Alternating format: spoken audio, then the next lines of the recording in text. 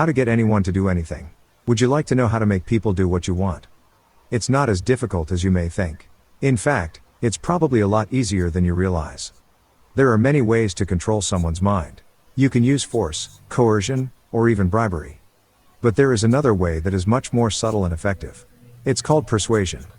Persuasion is the art of getting people to do what you want them to do without them even realizing it. And it's not just about getting someone to say yes. It's about getting them to say yes willingly and enthusiastically. Persuasion is a powerful tool that can be used for good or for evil. It can be used to sell products, influence people's opinions, or even control their behavior.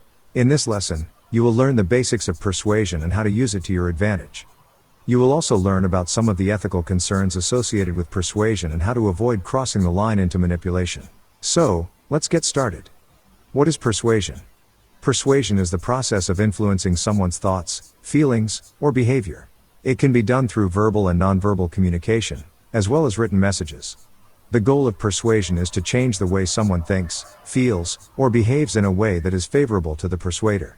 Persuasion is not about forcing someone to do something against their will. Instead, it is about convincing them that what you want them to do is in their best interest. There are three main components of persuasion. 1. The message. This is the information that you are trying to communicate to the other person.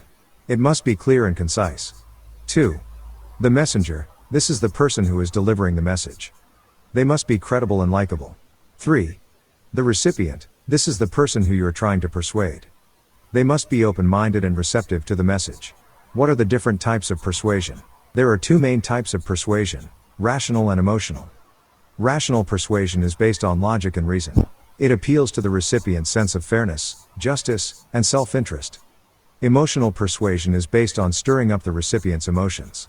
It can be used to make them feel happy, sad, angry, or afraid. Which type of persuasion is more effective? It depends. Rational persuasion is usually more effective when the recipient is already interested in the topic and is receptive to the message. Emotional persuasion is usually more effective when the recipient is not interested in the topic and needs to be convinced to care about it. What are the different methods of persuasion? There are four main methods of persuasion. 1. Direct request. This is when you simply ask the recipient to do what you want them to do. For example, sign up for this affiliate marketing course. 2. Indirect request. This is when you make a statement that indirectly suggests what you want the recipient to do. For example, yesterday I made $1,000 in sales with affiliate marketing. You are just making a statement but at the same time getting them to think, if you are making money with affiliate marketing, I wonder if I can do the same. 3. Reason. This is when you provide the recipient with a logical reason for why they should do what you want them to do. For example, if you don't sign up for this course today, the doors will close and you will left out. 4. Emotion. This is when you try to stir up the recipient's emotions in order to influence their decision. For example, I'm so excited about this new affiliate marketing course. I know you're going to love it too. What are some persuasion techniques? There are many different persuasion techniques that can be used, but here are four of the most common. 1. Reciprocity. This is when you give the recipient something in order to get something from them in return.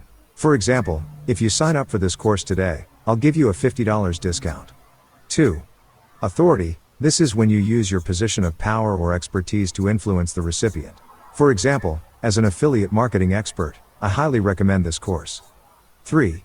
Scarcity. This is when you make the recipient believe that what you're offering is rare or in high demand. For example, there are only 10 spots left on this course, so sign up now if you don't want to miss out. 4. Social proof. This is when you use the power of social influence to persuade the recipient. For example, thousands of people have already signed up for this course, and they're loving it. Don't you want to join them?